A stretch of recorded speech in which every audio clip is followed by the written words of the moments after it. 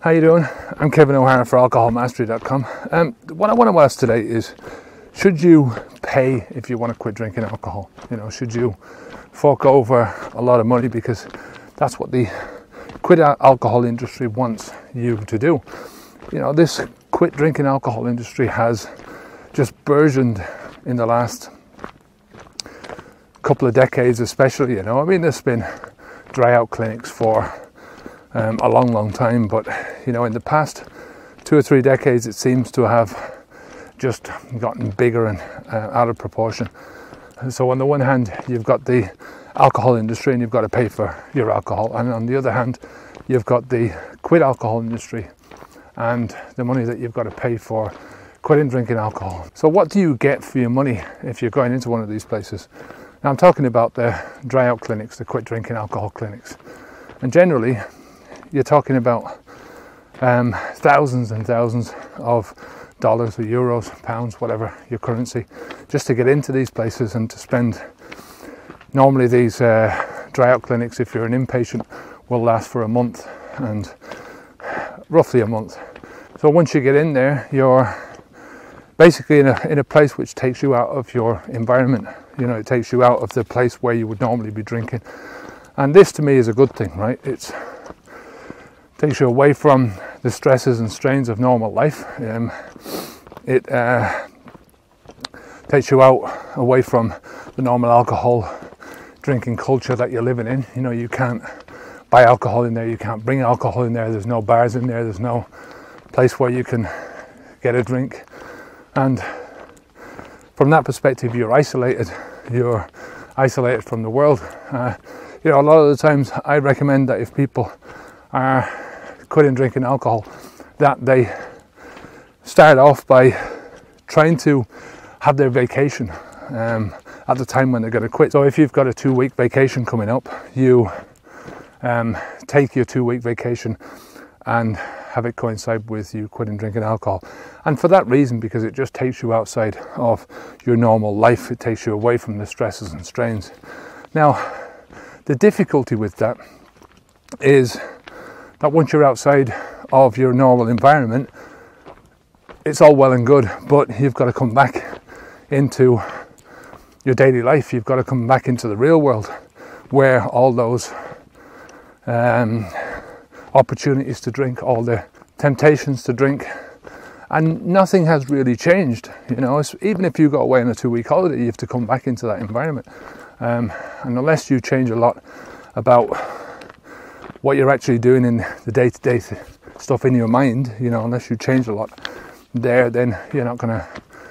I don't think it's a lot of the temptations are still going to be there. Nothing will have changed. So you've got to have done a lot of work inside your head first, a lot of mental preparation work to get you into the frame of mind where you know that you're going to you can cope with this kind of an environment. Now what happens when you go into these dry out clinics is they basically put you through either an in-house 12-step program, or they ship you out and you go to a local group. So what you end up with is a glorified hotel. You've got medical staff there, fair enough. You may have a residential doctor and you may have nurses there, but you're basically paying for a glorified hotel and a 12-step program that you could get anywhere else. So I'm not too sure about the validity of doing it. So basically what I'm saying is they take you outside of your normal environment, your normal drinking environment, away from your friends, away from your home, away from all alcohol, and they put you into this artificial environment for a month. Now there's doctors and nurses there, fair enough, to watch you in case you do happen to go through any bad symptoms, any side effects, that kind of thing. But after the month, you're put back into your old environment. Now, I see a big problem with this, because I don't think that going through a 12-step program that most of these places will put you through is a substitute for good therapy. Now, what Alcohol Mastery is all about, what I teach, is complete self-sufficiency, that you are completely responsible for your habit, right? You're 100% responsible. You have to make 100% commitment to changing the habit, but that you can do it. that it's all mind over matter, that it's up here first and down here in the body second. And what you do up here, what you think up here, can control a lot of what you do down in your body, right? It controls everything that you do in your life, basically. So it's to try and get people to control as much and have as much power over their own habits as possible, right? Over their own alcohol problem, if you want to put it like that, as possible. And from there, then move step by step forwards and move away from alcohol and into something brand new, you know, and focus your mind on something in the future, not on something from behind. So I just wanted to say that, you know, should you be paying thousands and thousands of dollars for treatment outside? You know, I think in some cases, in a very small minority of cases, some people do need hospitalization, medical treatment. You know, they need to be under medical supervision in order to quit drinking alcohol. But that's for a very small minority of people. You know, we're talking about people who their whole life is revolving around alcohol, right? I mean, getting up in the morning, the first thing they want to do is have a drink. They haven't had a break from alcohol for a long, long time. They are drinking spirits, you know. These are not beer drinkers, they're not wine drinkers. These are people that drink vodka or whiskey or that kind of stuff in huge quantities every day.